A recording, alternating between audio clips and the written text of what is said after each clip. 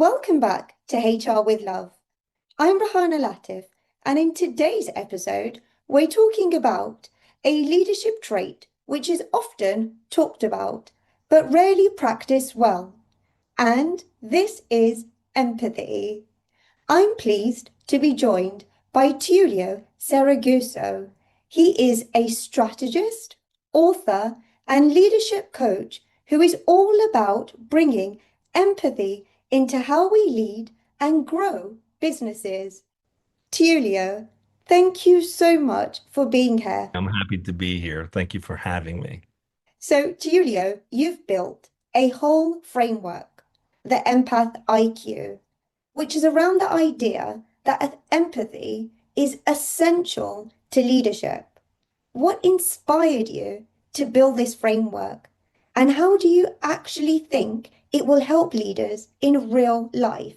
I built the EmpathIQ framework because I saw too many companies trying to scale without addressing the human operating system that actually drives performance. You can have the best strategy in the world, the most buttoned down tactics, but if your people are disconnected, burned out, or unclear on the company's purpose, you're kind of building on sand.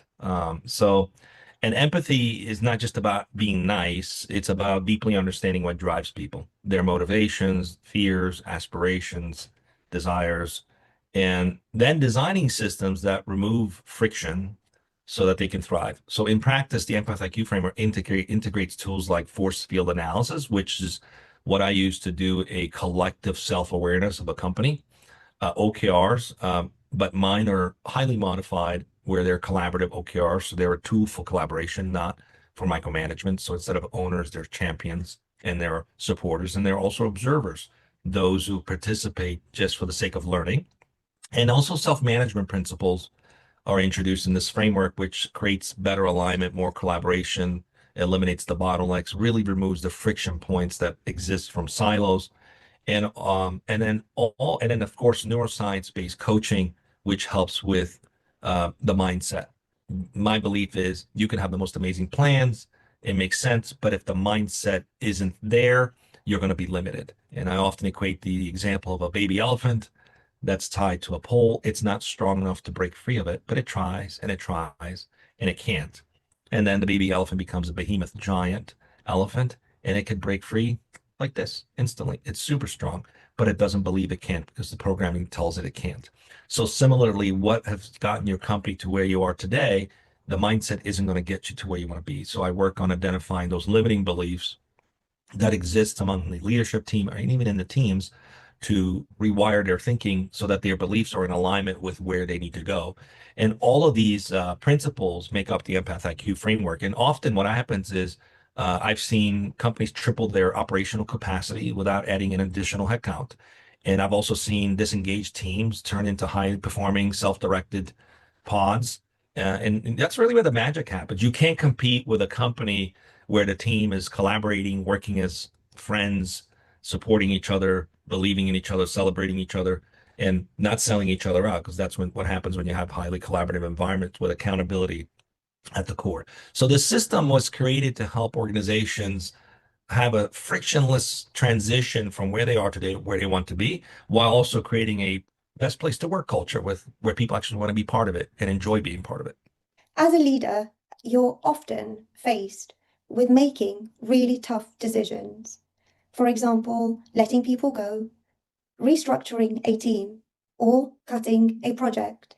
How do you balance empathy when you're making these hard decisions that may negatively impact people's lives? That's a really good question, but it comes from a perspective of a traditional command and control organization where one person has that kind of authority. They can decide who stays and who goes.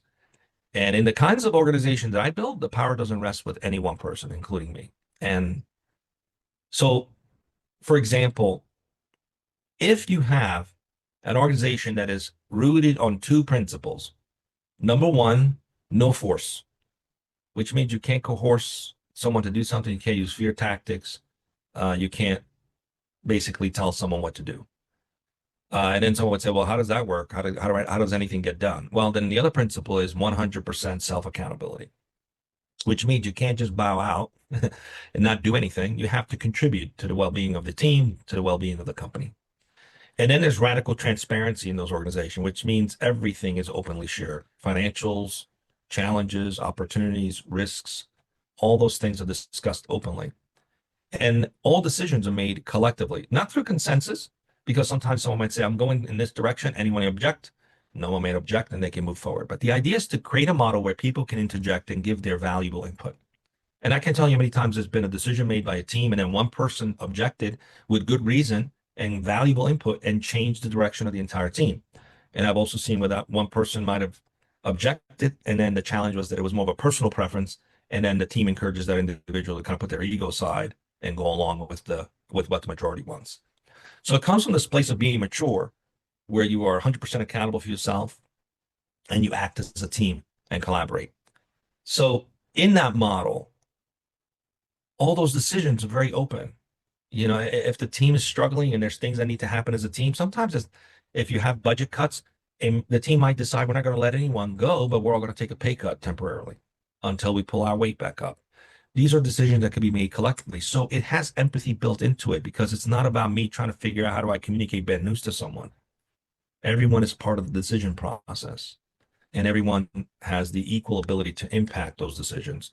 What advice would you give to a leader who thinks that empathy slows you down, gets in the way of results, and makes you look weak, especially in highly competitive and cutthroat environments?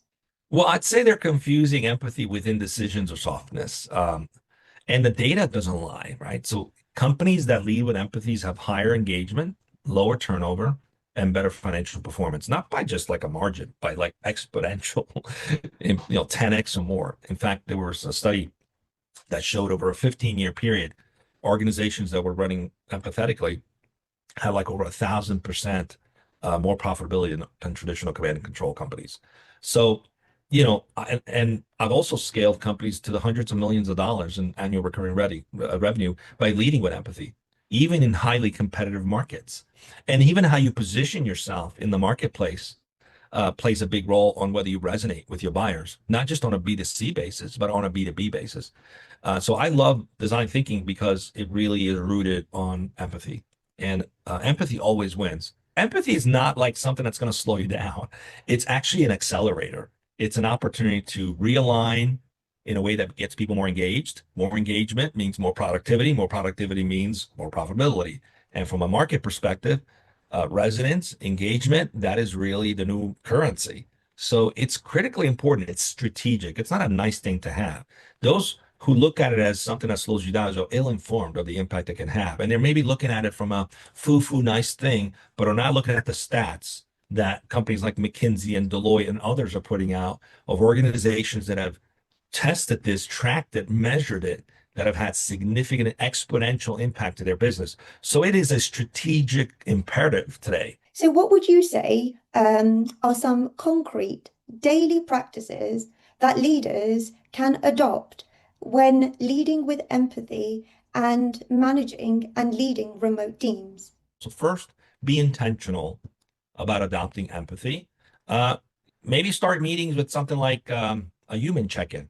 How's everybody doing? Just get a feel for the room or the Zoom, the room of the Zoom, whether you're doing it virtually or in person, right? And then listen without jumping into solution. Sometimes people just need to be heard before you solve the problem. I've done things like giving people a chance to check in on a scale of 1 to 10. Where are they right now? You know, and anytime I've heard someone check in like as a 6 or a 5, I make a note as someone I can follow up with, see if they need additional help. Like, are you okay? What's going on with you? How can I be of help? How can I get you to an 8 or a 10? What can we do to help you? And then also be transparent about the why behind every decisions, uh, so people see the big picture. Transparency plays a big role. Number one, it shows respect for people that they're adults, that they can handle whatever's going on in the business. Full transparency of what's going on really is a part of showing empathy. It's saying that I respect you and I have dignity and I'm going to treat you with dignity by letting you know everything that's going on. And codify gratitude. So one way to do that is to have peer-to-peer recognition. There are plenty of platforms out there where you could give recognition, kudos, or we do bliss where I am, where basically you're just saying thank you for someone who might have contributed to a conference call with a client, or might have volunteered to help with something, or might have just been on a phone call with you and encouraged you, or just is doing a great job and you just feel it's worth to admire them. And it's not like a boss to employee thing, it's a peer-to-peer recognition. And if you're a leader in that organization, then be proactive in giving that feedback and that recognition as well. And give that recognition to your leaders too. So you can codify being grateful and recognizing and acknowledging and appreciating each other. That does a lot to create practices intentionally about infusing empathy into the workplace. Finally, we bring our conversation to a close, but please finish the sentence. Leadership without empathy is management by compliance, and compliance never inspires greatness. Tullio, thank you so much for being here. It's been a pleasure to be here. Thank you for having me. To everyone listening, I hope you take a moment to reflect on your own leadership style and maybe even make some small changes that can have a big impact. Until next time, lots of love from London. Bye for now.